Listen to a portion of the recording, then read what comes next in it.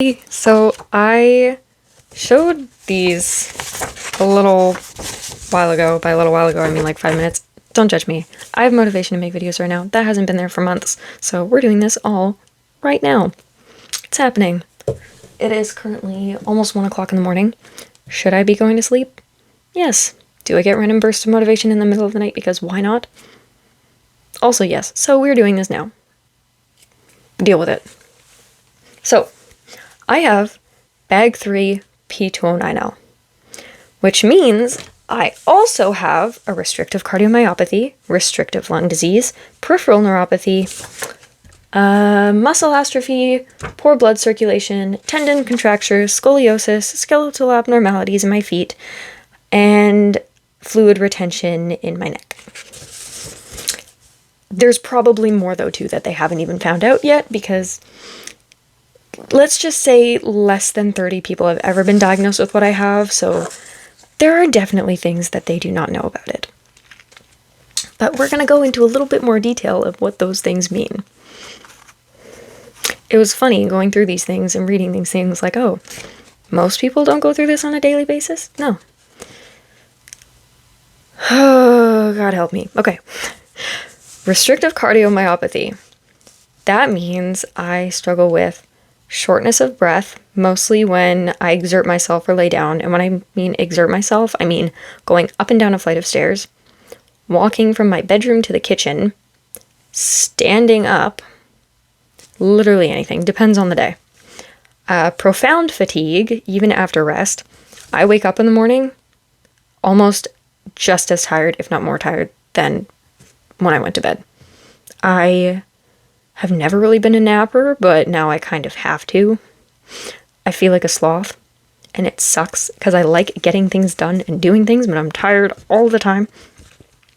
Palpitations, which is horrible when laying down on your side because you hear your heart beating, and that used to freak me out as a kid. I seriously thought that the sound of my heartbeat against my pillow was my sleep paralysis demon. So multiple reasons. Palpitations feel weird, sound funky. I can feel my heartbeat at all times, sometimes in my stomach, sometimes in my neck, sometimes in my fingers. Apparently that's not normal, but I can just always feel it. Okay, coughing. This has thankfully gone away as I started taking heart meds, but it's basically the fluid in your lungs building up because of a backlog of blood because your heart isn't pumping it efficiently. It works like that. It makes sense. I'd have to draw a diagram to make it make better sense. Just go with it. Poor circulation of blood, which can cause swelling in the abdomen, legs, and ankles, known as edema, I believe. I thankfully don't really have this yet.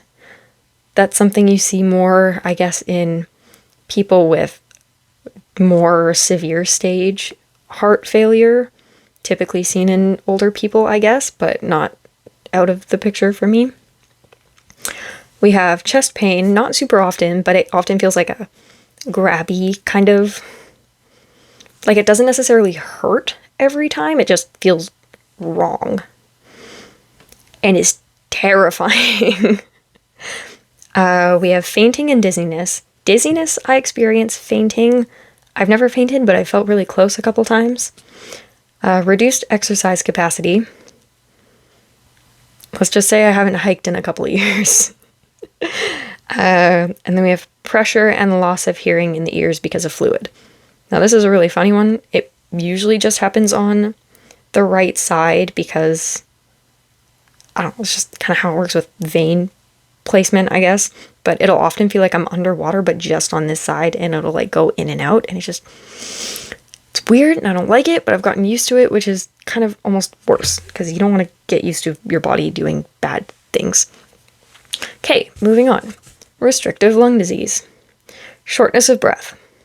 Again, another symptom. Same thing as restrictive cardiomyopathy. You'll notice a lot of these things have overlapping symptoms, and some of the things are symptoms of another thing.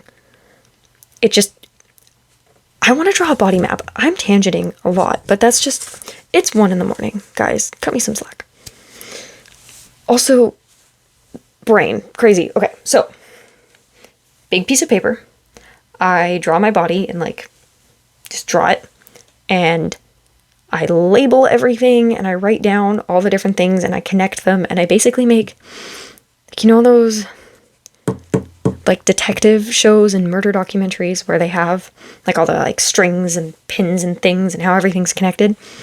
I want to do that, but with my body and symptoms. And then next time I go to a doctor's appointment and the doctor's like, hey, so what are you in for today? What's wrong? I just unfurl that. Either that or one of those comedically long medieval scrolls that just kind of keeps going and going. Okay, where were we? Yes, restrictive lung disease. Shortness of breath, coughing, again, reduced lung volume, so breathing takes more work and can cause fatigue and dizziness.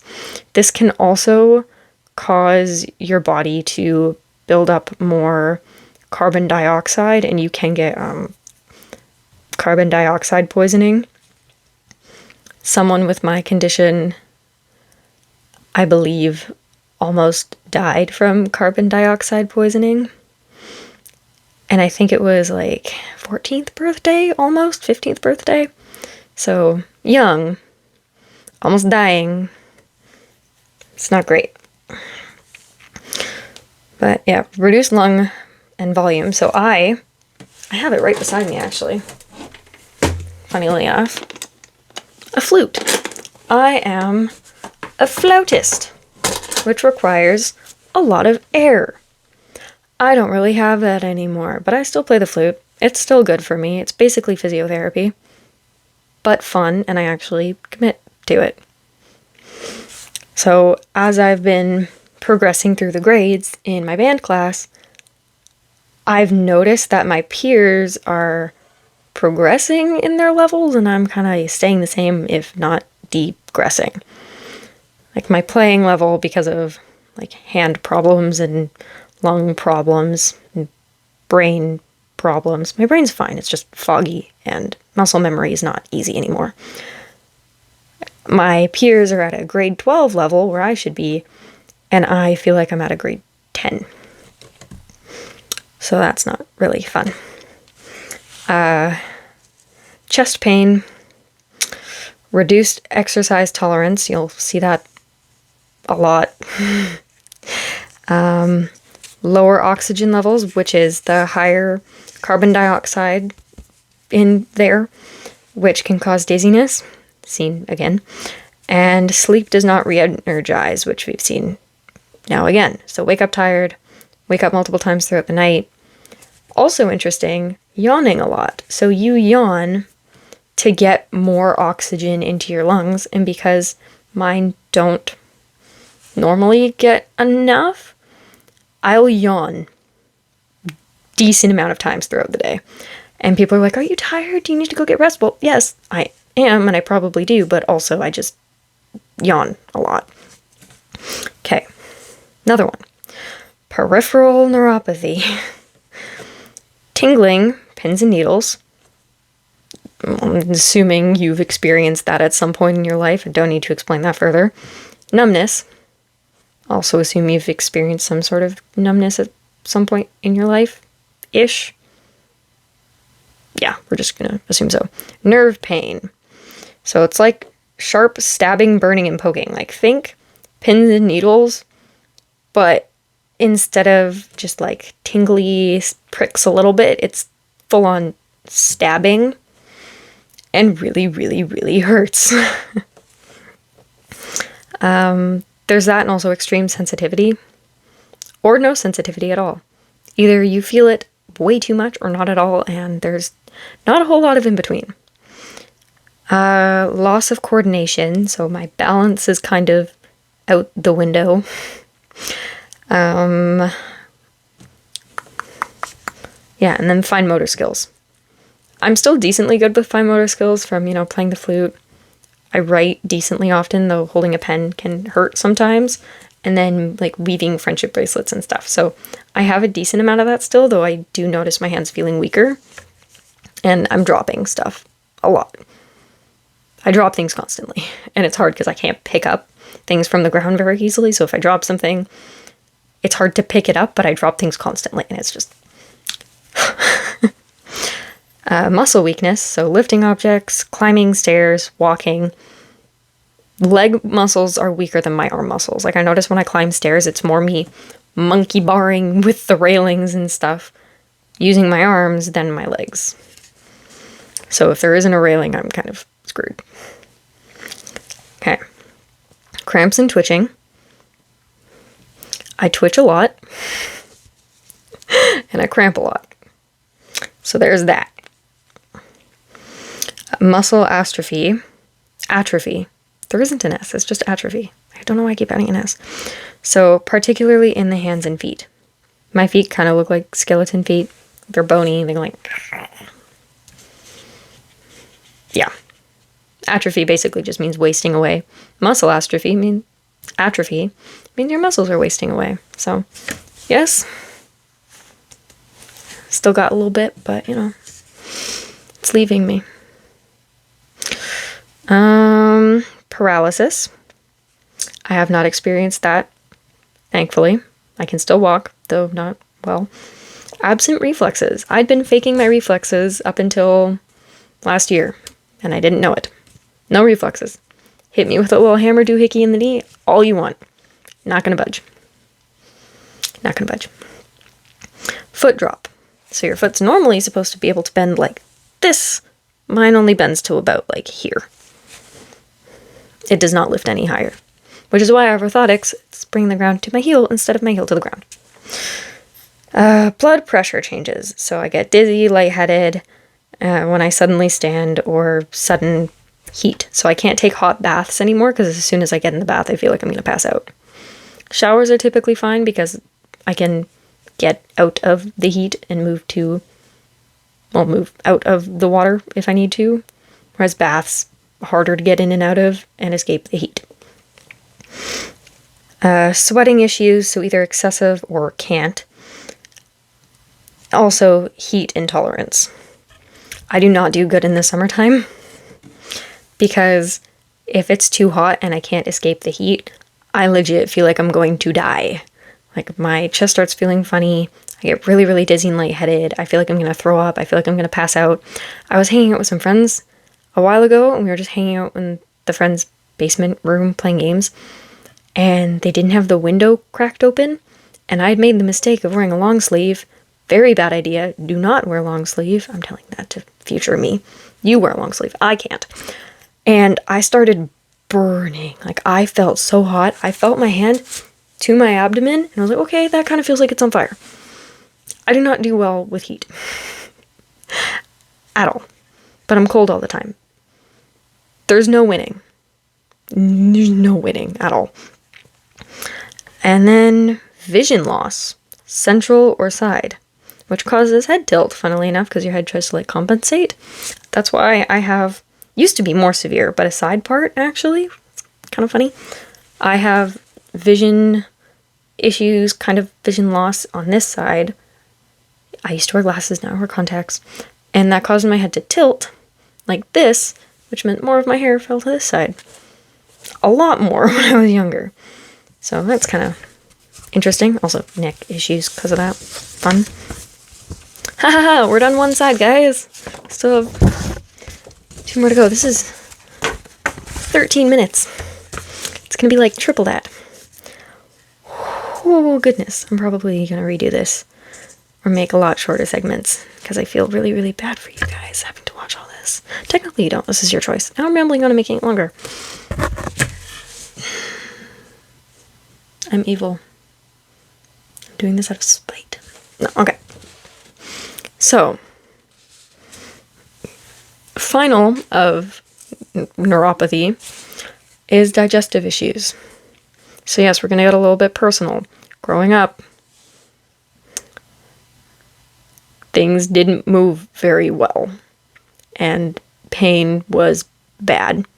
So that's all you need to know about that. Anyways, moving on to muscle atrophy, more specifically. As I mentioned, it showed up before as a symptom, but it's its own thing, so we're going into that as well. Muscle atrophy, I don't even care. I'm not even correcting myself anymore. Visible muscle shrinking and reduced muscle mass. So you can visibly see less muscles. So a lot of people who have CMT, arguably what I have is a very, very, very rare variant, but it's not really. Anyways, people with CMT, typically you can see their calf muscle like shrinking and disappearing. So they often have somewhat normal sized thighs, and then it's knee, and then it's like thin. Not every case, but a lot of them you'll typically see that, and that's muscle atrophy. Weakness, so stairs, grip, lifting, all these things are really hard. I find a lot of weakness in my neck muscles, so if I have my head back, lifting it up like that, hard, like very, very difficult to do, and I feel like I'm like gonna rip my neck in half. And then swallowing can become difficult too. I started choking on my spit more often. Breathing in water. Just because why not? Swallowing food, but it just choke on it instead. It's great. Not super often, but when it happens, it's great. Fatigue. So everyday activities are more exhausting. Here we go. Fatigue showing up again. Balance and coordination. So clumsy, trouble walking, more frequent falls. Again. Balance showing up as a symptom. And then reduced endurance, which is basically just reduced exercise capacity. That's been a symptom of pretty much everything so far. So in more of my core muscles, it's like axonal weakness, muscle atrophy. My arms are pretty fine. My legs are not really fine, but not terrible. But it's more core muscles, so my neck, my hips. Abs are fine. I've got great abs. I'm joking. No, I'm not. You'll never know. Okay. Poor blood circulation. Numbness and tingling again. Poor temperature regulation. Very, very bad. My feet are always freezing and the rest of me is always burning. Again, no winning. Blood pooling in the legs and feet. So when I sit or stand for a long time, my feet and legs kind of turn purple or red. Typically purple. And it's not cute. Skin discoloration. So it's either pale, purple, or red, kind of like what I said before. That happens a lot with temperature as well. So when I come out of a hot shower, the left side of my face will be like red and the other side will be like the same, if not like a little bit red, which is fun. Like it's all blotchy and gross. And then because of that as well, wounds can sometimes heal slower. That's not really something I've noticed, but then again, I don't really hurt myself very often because I don't really typically do things that cause me to get hurt because I can't. And abdominal pain. Why not? It's already 18 minutes. I'm so sorry. So tendon contractures.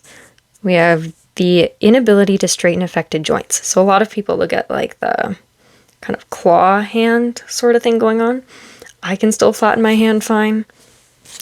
For me, the tendon contractures is mostly in my legs and my hips. Very, very inflexible, very, very tight, very uncomfortable. Reduced range of motion, so difficulty walking, doing stairs from a poor gait. I'm not going to explain what a gait is right now. If you know what it is, great. If not, you can look it up or I'll explain it somewhere else. Stiffness, so it persists even with rest and stretching. I've been working with a personal trainer on flexity and mobility for 3 years now, and I'm about the same level of flexibility, if not slightly more. Typically, people would become more flexible in that amount of time, but in 3 years, it's basically just been maintaining what I have and not really gaining anything else. Musculoskeletal pain. So joints are under tension, which causes a lot of pain. I typically notice that in like hips, knees, ankles, everywhere. Visible deformity. So that would be my feet going like... gait abnormalities. So that's... I'm explaining it now, you're lucky. Walking funny. So you got like a limp, tripping over feet, weight on the wrong parts of feet when walking, using one leg as a kickstand when standing, can't stand straight, just that kind of stuff. Inability to run and jump, and severe inflexibility. Boom, 1 page done, fully. Now we're on just this one. Scoliosis. Uneven shoulders and hips and waistline. So my hips, one of them goes straight and the other one goes like, and my back, if I were to like bend forward, like spine here, one side goes like this and the other side goes like this. If you know what scoliosis is, you know what it is. Basically just squiggly spine. So leaning to one side awkwardly, rib hump, back pain and stiffness, fatigue because, you know, it hurts to move a whole bunch or not move a lot for a lot of time. For a lot of these things, there's a like really weird point where it's like, this sucks, where's the middle? A lot of the time there isn't a middle and it just sucks regardless. And loss of height. I would be 5'3". I would be 5'3", but no, I'm 5'1". I'm not upset about it. I'm not upset about it. That's a lie. I'm a little bit upset about it, but whatever. Anyways, skeletal abnormalities in the feet. So severely high arches, hammer or claw toes that literally cannot move separately from each other. It's like one movement, can't move them separately. My toes are one solid. They work together by not doing their job. Drop foot, which is what I explained earlier, where it just kind of goes like meh. Inward turning ankle, which hurts like heck and makes me trip over my ankle constantly and is probably the main reason I can't run, because if I were to try to run, I would have fallen on my face. And it's also why I use that foot as a kickstand more, because like often one foot will be facing forward and the other one will be like causes calluses and blisters and tripping hazard. Finally, last but not least, high vein pressure and fluid retention near the ear in the neck. So it's like jugular vein, I think. So pulsate tinnitus, which is a whooshing or thumping sound in the ear that matches the sound of your heartbeat, caused by turbulent blood flow in the jugular vein. I'm not going to explain that further. If that made sense, it made sense. If not, I'm sorry. Ear fullness or pressure, like it feels like it needs to pop or is underwater and it's persistent and it will not go away. Muffled hearing and disoriented sound, dizziness, lightheaded from pressure, facial and jaw stiffness and discomfort, jugular vein visibility. This is actually something interesting. I'm going to see if you can show you now. See that?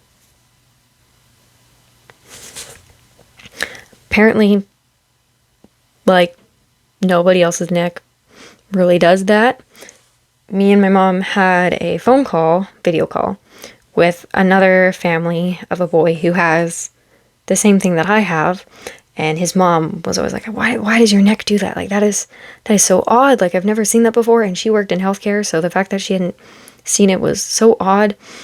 And we meet each other, like the boy, his mom, me and my mom, and she talks about the neck thing and the perfect lighting, and I just do this, and she's like, oh my gosh, you too, that's crazy. And I was like, oh my gosh, yeah, me too. Bonding moment. It was really cool. Like, this kid, he's got what I have. I've got what he has. He gets it, and I get it, and we're funky and weird together, and it's great. Ears and vestibular labyrinth. So your ears, there's the vestibular labyrinth, whatever it's called, in there, that makes your body kind of know where it is in space and helps you balance. Mine's a little bit messed up, so my balance is very, very bad. So it struggles and gives off mixed signals, which causes balance issues and also head tilt again. So some of those symptoms are worse than others, but trust me, they add up. It took me 25 minutes to explain every single symptom of the physical disability that I have. I guarantee most of you did not sit around to the end of this. I feel bad mentioning that because the people who did are the ones that I'm like, you didn't sit around, but they did because they're here. If you survived that whole thing, thank you. I appreciate it. Now, try to imagine your life if all of those things applied to you. Not fun. Also, in the process of possibly getting diagnosed with endometriosis. So add that on top of it. Sometimes I joke to my family and I'm like, okay, please hit me with a car now. Put me out of my misery. I don't mean it. Dark humor comes with this life. You cannot go through this kind of thing and not have morbidly dark humor. But yeah. Sometimes it just be like that. Anyways. I don't know how to end my videos. I gotta figure that out. But we're just gonna say bye and call it a day. So, bye. Part of me was gonna say bye, I love you, but that doesn't really fit. So, just bye.